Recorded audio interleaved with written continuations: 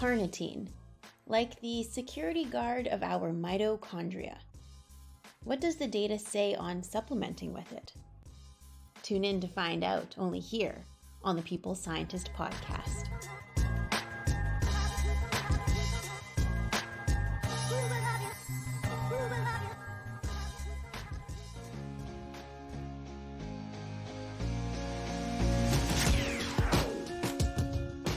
You are listening to The People Scientist, the podcast dedicated to helping us optimize our health with the latest scientific findings on neuroscience, physiology, and nutrition.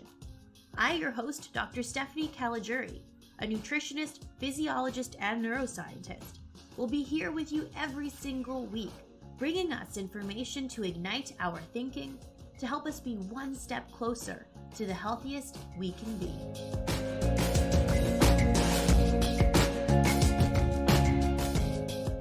Hello, my People Scientist Army, and welcome back to the People Scientist podcast for episode 111, where every week I arm us with some scientific information to make us all a little bit smarter and healthier with every episode. How's your day going so far?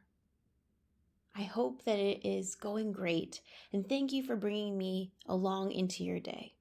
I hope that I can add a little bit of interesting science to make your day just a little bit better.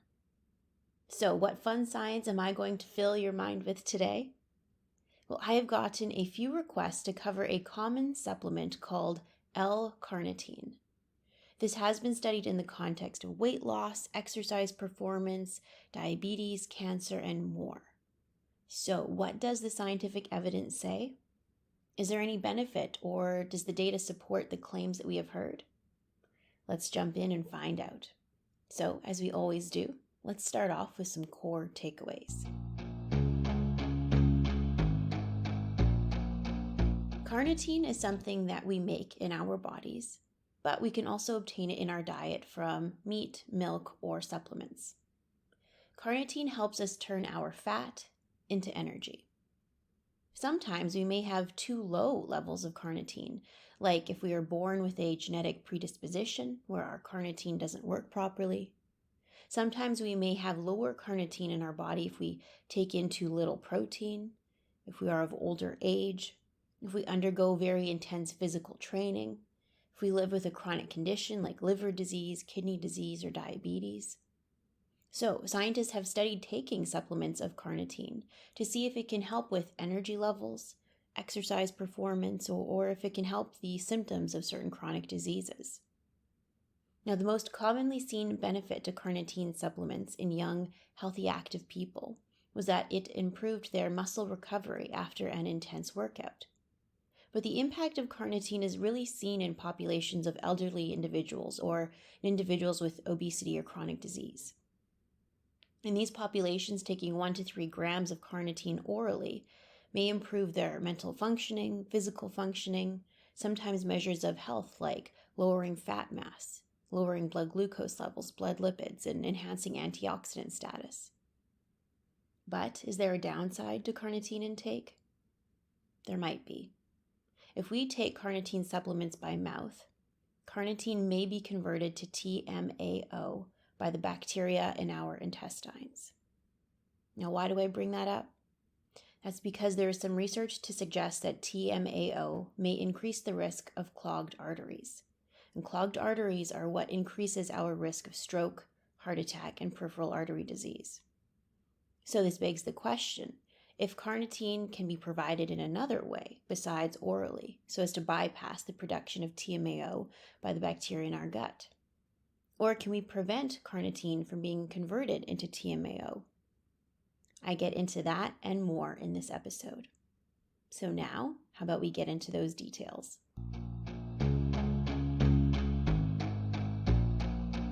Carnitine is something that we make in our body. In fact, it is present in all mammals. It is a quaternary ammonium compound. It dissolves in water. It is only biologically active when in the L isoform. So if you hear me or others say L-Carnitine, this is to distinguish it from its other form, the D isomer, which is not active.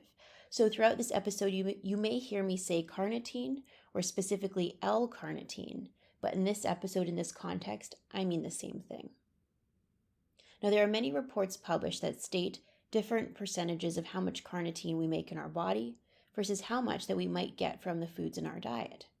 Now, carnitine is found in animal products like meat and milk, and I have seen estimates anywhere from 54% to 87% of the carnitine in our food can be absorbed and make its way into our circulation. Now, we can make our own carnitine from amino acids, methionine, and lysine, and that can happen in our liver and kidneys. But the interesting thing is, some trials show that individuals eating a plant-based diet or vegan may actually have higher levels of L-carnitine in their blood, which is kind of surprising considering that L-carnitine is found primarily in animal products.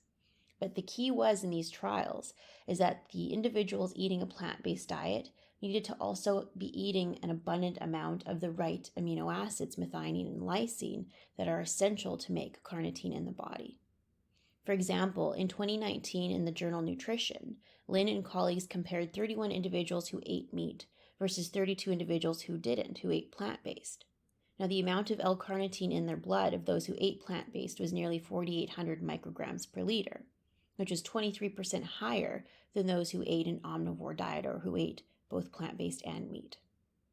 So it appears as though the body may have the ability to adapt and make more carnitine if not getting it from the diet. But what is essential is that we get enough of the amino acids that are required to make carnitine, which is methionine and lysine. Now, these may be hard to obtain on a plant-based diet, so if someone is not getting these amino acids, their ability to make carnitine would be hindered. Now, the plant-based foods high in methionine or lysine would include Brazil nuts, oats, sesame seeds, hemp seeds, soybeans, and pumpkin seeds, lentils, and beans, for example. So if we are eating plant-based, maybe we could try to get some of those foods in our diet. Now, our largest storage sites in our body for carnitine includes our liver and our muscle. The carnitine that circulates around in our blood only represents a minor fraction of what we have. Approximately only 0.5% of our endogenous levels are in our blood circulation. Now, the interesting thing is that carnitine can easily pass our blood-brain barrier. Now, this is an important feature because not a lot of things can gain access to our brain. Our brain is a protected organ and many things are not allowed entry. So the fact that L-carnitine can easily access the brain may insinuate a potential role in neurological energy dynamics and mental functioning. Carnitine, once in our circulation, is not broken down to other products as far as we know other than being esterified. So the excess will be taken back up by our organs or excreted in our urine as carnitine or esterified carnitine. So now that we've covered a bit of basics about where we get carnitine, how it circulates around in our body, let's talk about what it does. Now, carnitine was first identified in muscle back in 1905, but we didn't realize its importance or function until 1959. Isn't that wild to think how sometimes it can take us such a long time to understand the importance or function of something to our health? Like, it took 54 years from the time of them discovering it to the time of them being able to understand it. So, what is carnitine's function? Essentially, it helps us turn fat into energy. Let's think of carnitine like the bouncer or security guard at a bar.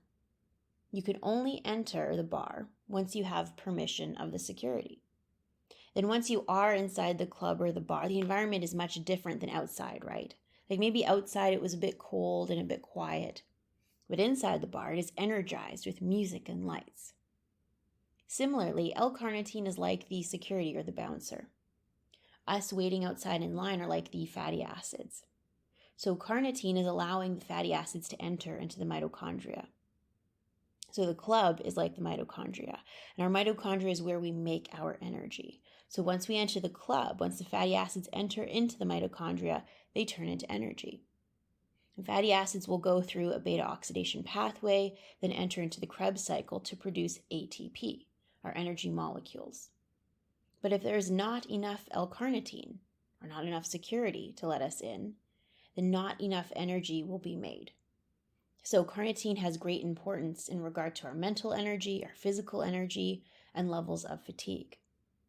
As a result, carnitine is particularly important when we eat a lower carbohydrate diet or deplete our glycogen storage during intense exercise or even during calorie restriction, because then we will have to shift to use more fatty acids for energy in order to fuel us.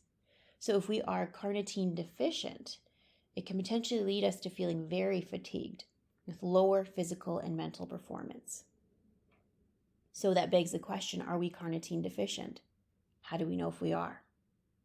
Well, some people may be born with a genetic abnormality in their carnitine pathway.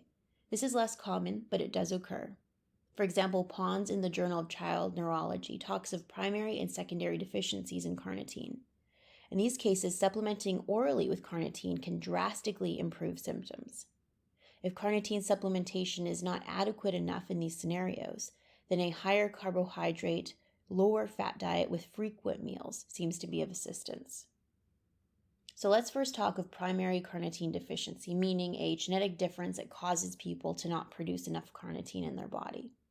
Now, patients appear normal at birth and may appear healthy for several years before they develop signs of any disease. Progressive cardiomyopathy is the most common form of presentation and usually manifests at an older age, often in an individual's 30s. Generally, echocardiograms and electrocardiograms show that they have dilated cardiomyopathy, peaked T waves, and signs of ventricular hypertrophy. So essentially an enlarged heart. This is thought to happen because the heart needs carnitine to make energy so that it can work. And if that is inadequate, the heart will be challenged, leading to heart enlargement. In these individuals, when liver biopsies are performed in primary carnitine deficiency, they appear to have fat infiltrating into the liver, called steatosis, and low carnitine content. They usually have less than 6% of normal circulating around in their blood as well. They may also tend to have glucose and ketone bodies on the lower end. Transaminases and ammonia can be moderately elevated, and other abnormalities such as metabolic acidosis, prolonged prothrombin time, like prolonged bleeding time, or even elevated creatine kinase in their blood. Their carnitine levels in their plasma and tissues are usually below 10% of normal. So for these particular individuals, is there a treatment?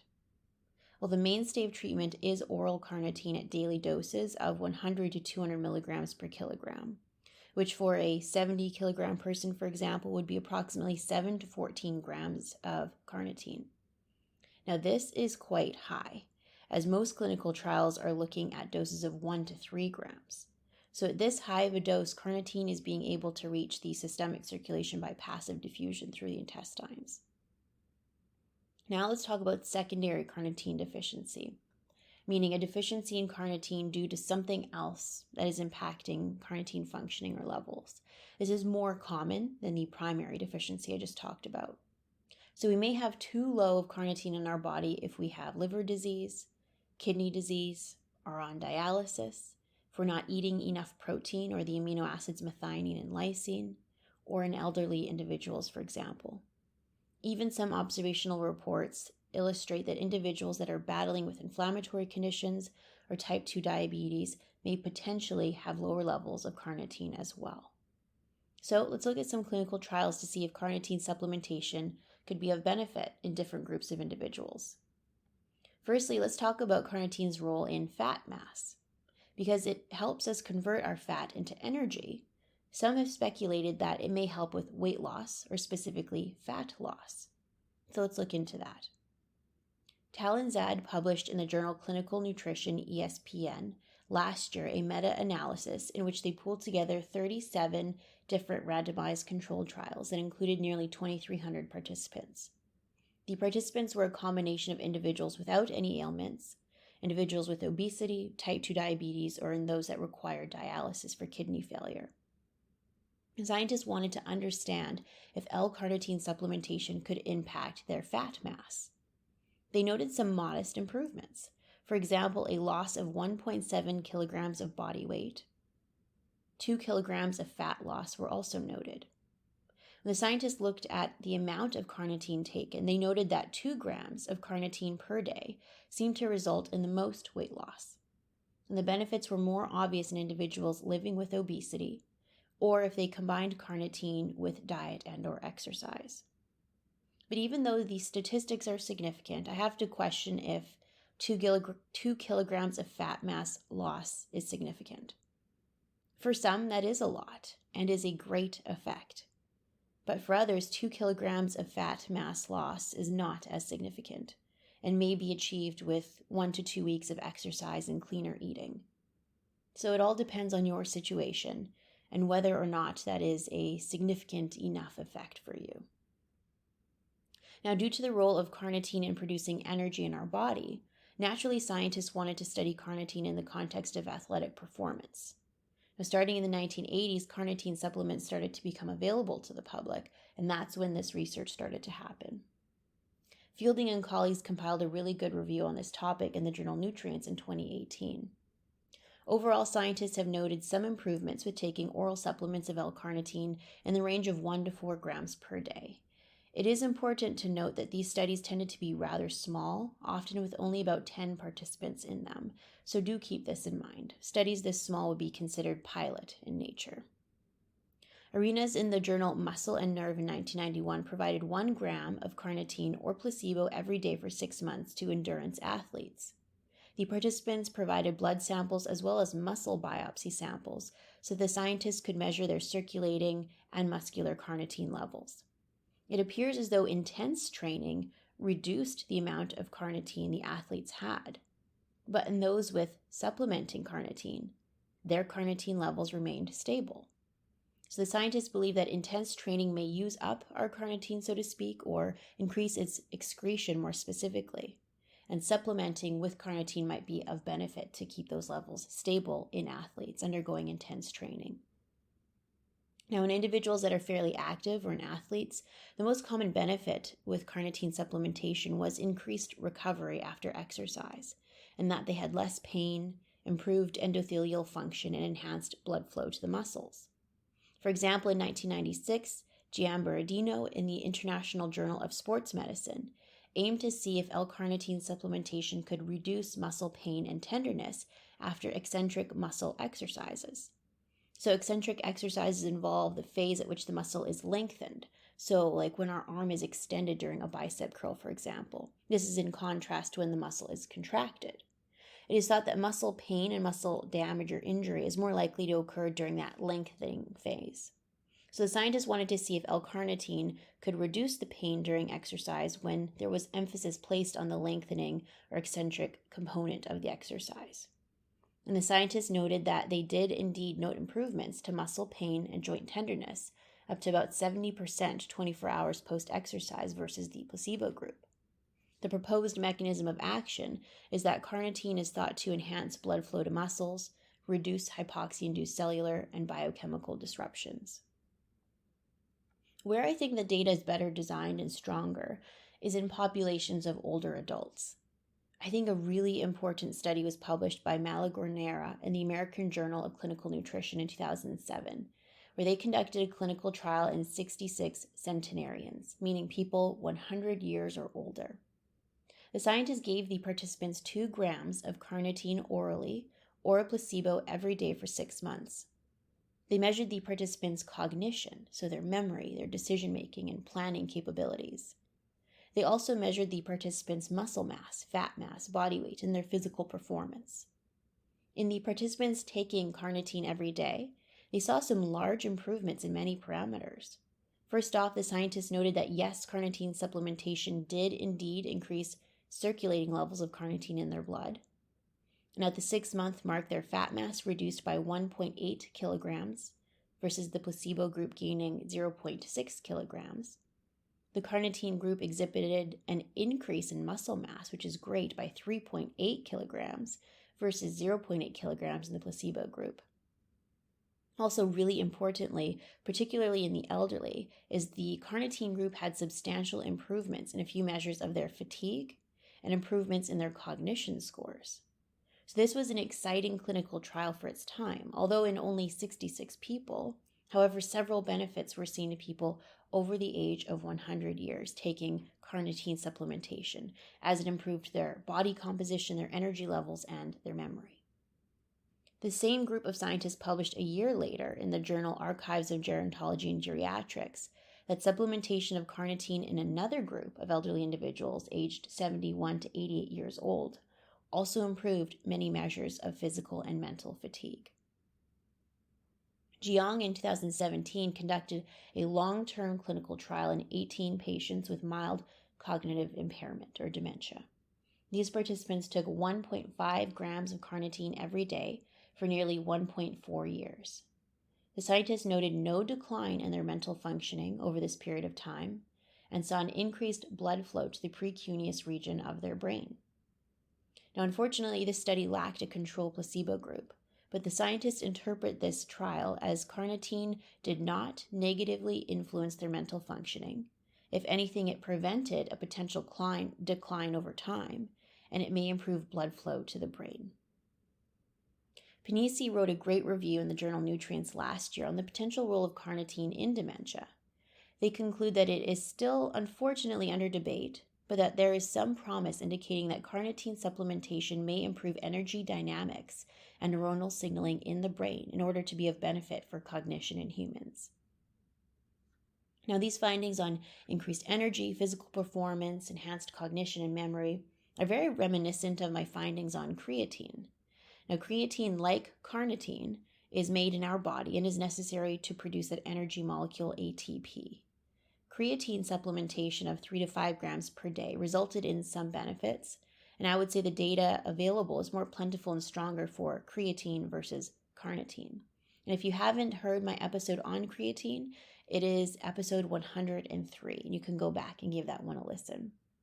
I enjoy learning about how these compounds are involved in our energy production and thinking of them in the context of exercise, but also now appreciating the fact that we can look at them in the context of aging and mental functioning as well.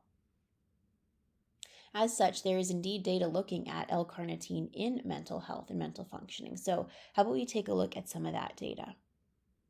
Veronese and colleagues in the journal Psychosomatic Medicine in 2018 conducted a meta-analysis that pooled together 12 randomized controlled trials with nearly 800 participants to determine if carnitine supplementation could be of benefit to measures of mental health in individuals diagnosed with major depressive disorder. The scientists noted that yes, indeed, L-carnitine oral supplementation was able to provide benefit to symptoms of major depressive disorder. But the studies included in the meta-analysis often were looking at other primary variables like migraines or cognition first, and mental health was a secondary measure. So I think more research should be conducted in this capacity. But I think it is certainly plausible, as it is proposed that carnitine has antioxidant capacity, and it has the potential to cross the blood-brain barrier to gain access to our brain quite rapidly. For example, Rebus in the journal Gene in 2014 wrote a review how L-carnitine may have potential as an antioxidant.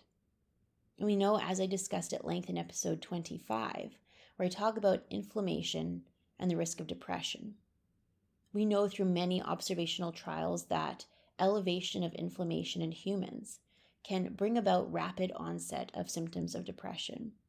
The reason why is inflammation tends to shunt our production away from serotonin, that important neurotransmitter needed for our mood stability, and instead goes in favor of the production of kynurenine and quinolinic acid, which may lead to damage to the cells in our brain. So in general, inflammation is thought to be detrimental to our mental well-being. And if carnitine can potentially protect against this, it may provide benefit to our mental health, but we need more data to really support that statement.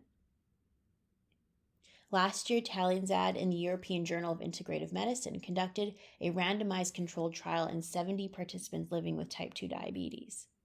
Half the participants received 1 gram of L-carnitine every day for 12 weeks, while the other half received placebo. The scientists wanted to determine if L-carnitine could influence the participants' risk factors for heart disease, their blood glucose, and their antioxidant status. They observed slight improvements to their antioxidant status, as well as muscle mass weight, but no significant changes to their risk factors or heart disease or fasting blood glucose. A meta-analysis that pooled together 5 randomized controlled trials in 2013 concluded that L-carnitine supplementation may provide a modest benefit to fasting blood glucose by on average 14 milligrams per deciliter, and improvements to total cholesterol and LDL cholesterol by 7.8 and 8.8 milligrams per deciliter, respectively. Now, there are many animal studies that also look at L-carnitine supplementation that are conducted in mice and rats, for example. And there are some studies that have looked at the role of carnitine in cancer. For example, individuals undergoing chemotherapy for cancer may lose significant weight and have very low energy levels and depleted energy dynamics. Some of the animal data suggest that supplementing with carnitine can help with the production of ATP in this state and may improve energy levels. So let's now say we might be interested in taking carnitine supplements. Is there any downside? There might be. In general, no serious adverse effects have been noted in clinical trials where participants take 1 to 3 grams of carnitine every day. However, there are a lot of high-quality studies illustrating that L-carnitine can be metabolized in our intestines by the bacteria present there to produce something that may have a negative effect on our heart health called trimethylamine N-oxide, or abbreviated TMAO. Choline and phosphatidylcholine, also present in animal meat, can also be converted to TMAO by the bacteria in our intestines. For example, Keough published in a really well-designed, thorough study in the journal Nature Medicine in 2013, where they provided L-carnitine to mice, which resulted in an elevation in circulating TMAO levels and increased the presence of clogged arteries, which we call atherosclerosis in these mice. The scientists show that the bacteria in the intestines are necessary to produce TMAO and to lead to the increase in circulating TMAO, as antibiotics wiped out the gut microbiome, actually prevented the increase in TMAO from carnitine. They noted that certain bacteria like Prevotella increased the production of TMAO, and bacteria from the Bacteroidetes group seemed to be associated with less TMAO production. In humans, people who ate meat tended to have higher conversion of carnitine to TMAO versus those who ate plant-based. In this study, they also observed nearly 2,600 participants undergoing evaluation for their heart health.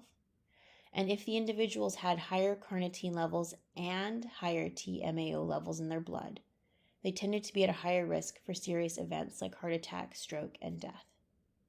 Now, this is not necessarily cause and effect, but it is an association. The reason why TMAO is believed to cause clogged arteries is because it can interfere with our reverse cholesterol transport. This is when cholesterol is taken from our organs like our heart and blood vessels and brought back to our liver to be used for energy or producing things like bile or steroid hormones. If this is being reduced, then the cholesterol may be left to stay in the blood vessels, hence clogged arteries. So if you are listening to this and you are thinking, okay, Stephanie, I'm still going to take my oral carnitine supplements no matter what, even though there may be an increased risk of TMAO production and clogged arteries. Well, here are a few suggestions that I came across. Garlic may interfere with the production of carnitine to TMAO in the intestines. Wu in the Journal of Functional Foods in 2015 showed that the compound allicin found in garlic was able to prevent a substantial increase in TMAO when fed L-carnitine in mice. So garlic may be a protective effect. And garlic in itself also has some potentially protective effects. And I've dedicated an entire episode to this in the past. Din in 2019 wrote a review on how probiotics may be of benefit, particularly bifidobacteria, if they are able to suppress production of TMAO. But this area of research is still quite preliminary. In mice, some scientists have shown that adding a polyphenol found in grapes called resveratrol to the diet might be able to beneficially alter the gut microbiome and reduce production of TMAO from L-carnitine as well. But this negative side effect of our intestinal bacteria turning carnitine into TMAO is of concern.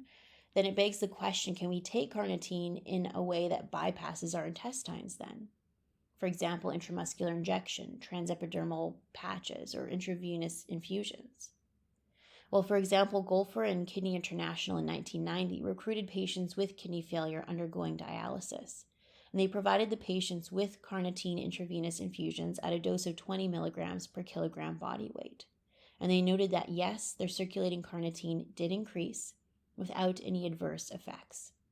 But otherwise, the data on delivery of carnitine via methods besides taking it orally are very limited. The grand majority of the clinical trials look at oral supplements. There's always a risk, though, of intramuscular or intravenous injections, such as infection, embolism, damage to the muscle or blood vessels.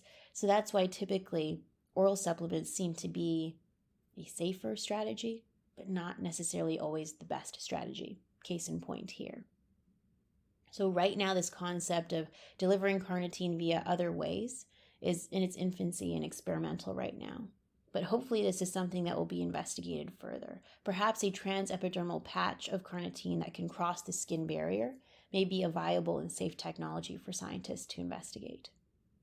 So I'm sorry that this episode isn't as clear-cut, but often that is how science goes. A treatment or therapy may look promising, but then there could be a potential downside to it. I hope that scientists continue to investigate this area further because our energy dynamics really are the central core of our health and well-being. If we lack our ability to produce energy, our body simply cannot run the way it is meant to. So that is a wrap, my people scientist army, an episode dedicated to a molecule that we make in our body that helps us turn fat into energy. And that molecule is L-Carnitine. Some individuals may have a deficiency in carnitine, either due to genetics or secondary to chronic disease, old age, or intense physical training, for example.